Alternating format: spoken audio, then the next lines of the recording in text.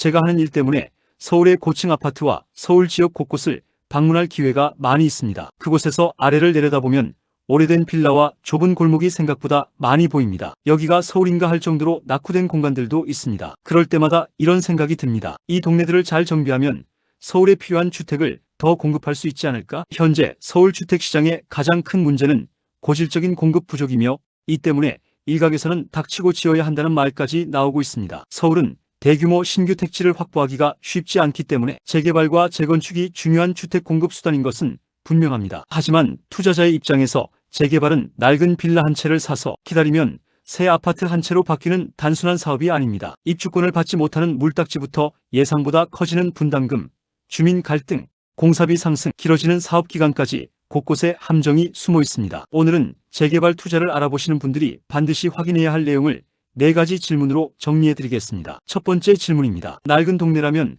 어디든 재개발이 될까요? 결론부터 말씀드리면 그렇지 않습니다. 재개발은 오래된 집 몇 채를 허물고 아파트만 새로 짓는 사업이 아닙니다. 좁은 도로와 낡은 상하수도, 부족한 주차장과 공원 같은 기반시설까지 포함해 동네 전체를 다시 만드는 사업입니다. 따라서 건물이 오래됐다는 사실만으로 사업이 시작되는 것은 아닙니다. 노후하거나 불량한 건축물의 비율, 도로에 접한 정도, 작은 필지의 비율, 주민동의, 도시계획 조건 등을 종합적으로 살펴봅니다. 고도 제한이나 문화재, 급경사지, 학교와 교회 같은 대형 시설도 사업 속도와 사업성에 영향을 줄 수 있습니다. 오래된 동네에 신축 빌라가 계속 들어서면 오히려 재개발에 불리해질 수도 있습니다. 신축 건물이 늘어날수록 노후도 요건을 충족하기 어려워지기 때문입니다. 겉으로 보기에는 낡은 동네여도 건축물 대장을 확인하면 신축이나 증축된 건물이 예상보다 많을 수 있습니다. 재개발은 일반적으로 정비계획 수립과 정비구역 지정, 추진위원회 승인과 조합 설립인가, 사업시행계획인가,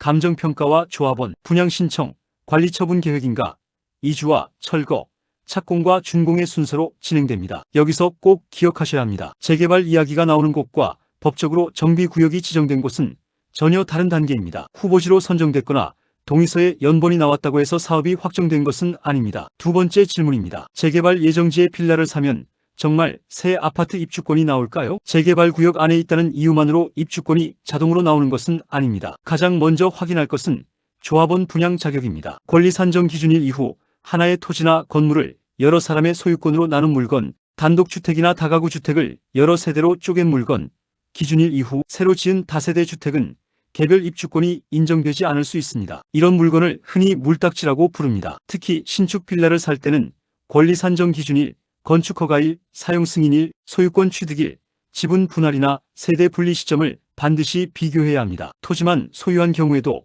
면적과 취득 시기에 따라 결과가 달라집니다. 서울에서 토지 면적이 90제곱미터를 넘으면 무조건 입주권이 나온다는 말도 그대로 믿어서는 안 됩니다. 권리 산정 기준일 이후 쪼개거나 공유로 취득한 토지는 분양 대상 면적에서 제외될 수 있습니다. 무허가 주택도 마찬가지입니다. 일정 시점 이전부터 존재한 기존 무허가 건축물은 분양 대상이 될 가능성이 있지만 항공사진과 과세자료, 관련 대장으로 존재 시기와 사용 상태를 증명해야 합니다. 작은 도로 지분이나 빈 땅은 입주권 대신 현금 청산 대상이 될 수도 있습니다. 상가와 오피스텔은 주택과 분양 자격 판단 방식이 다릅니다. 권리 가액이 높으면 아파트를 받을 수 있다는 기대만으로 가격이 오르는 사례도 있지만 사업 초기에는 감정평가액과 조합원 분양가가 정해지지 않았습니다. 가능성을 이미 확정된 권리처럼 생각해서는 안 됩니다. 중개업소나 추진위원회의 설명만 듣고 계약하지 마시고 해당 조합과 관할 구청, 정비사업 담당 부서, 필요하다면 정비사업 전문 변호사를 통해 분양 자격을 서면으로 교차 확인하시기 바랍니다. 세 번째 질문입니다. 재개발 수익은 어떻게 계산해야 할까요? 먼저 4가지 용어를 알아야 합니다. 감정평가액은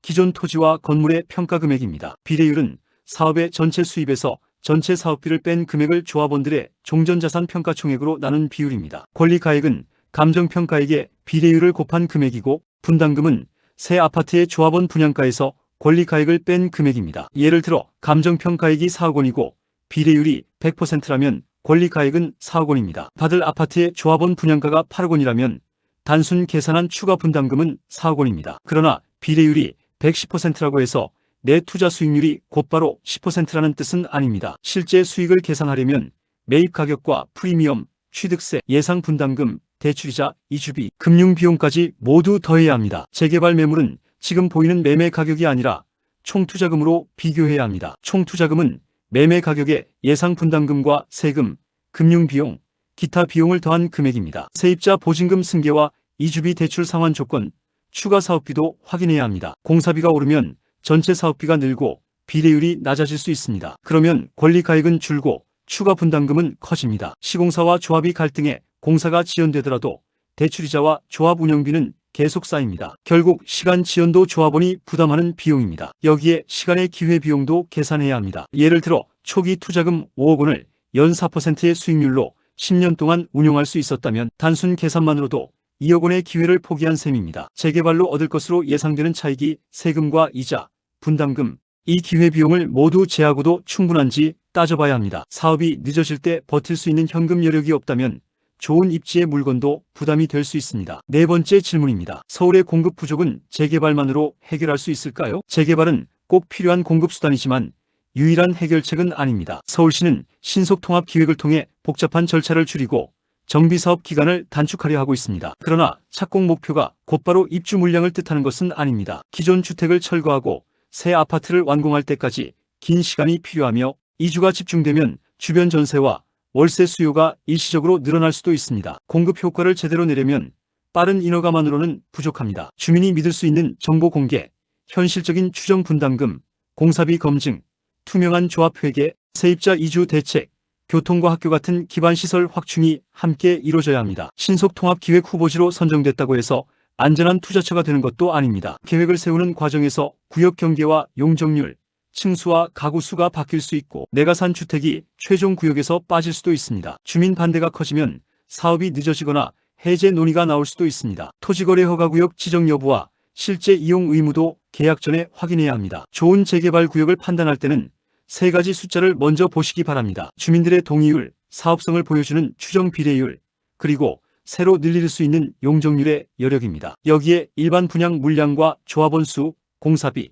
임대주택 비율, 조합의 소송과 계약 내역까지 함께 살펴봐야 합니다. 조합도 꼼꼼히 살펴봐야 합니다. 재개발에서 조합은 사업을 이끄는 회사와 같고 조합장은 최고 경영자와 같습니다. 정보 공개가 투명한지, 총회와 계약 절차가 정상적으로 진행되는지, 반대 주민과 소송이 많은지에 따라 사업 속도가 크게 달라질 수 있습니다. 입지가 아무리 좋아도 내부 갈등이 심하면 여러 해 동안 제자리 걸음을 할 수 있습니다. 마지막으로 재개발 매수 전 확인사항을 정리해 보겠습니다. 정비구역 지정 여부와 현재 사업 단계, 권리 산정 기준일과 사용 승인일, 조합원 분양 자격과 지위 승계 가능 여부, 토지거래 허가구역 여부, 감정평가액과 비례율, 예상, 분담금, 조합의 소송과 공사비 갈등, 세입자 현황과 명도 가능성, 대출이자와 장기 보유 비용, 구역 경계 변경 가능성까지 확인하셔야 합니다. 재개발은 낡은 집 한 채를 사는 투자가 아닙니다. 불확실한 시간과 권리, 앞으로 달라질 사업비를 함께 사는 투자입니다. 남들이 산다는 이유로 서두르기보다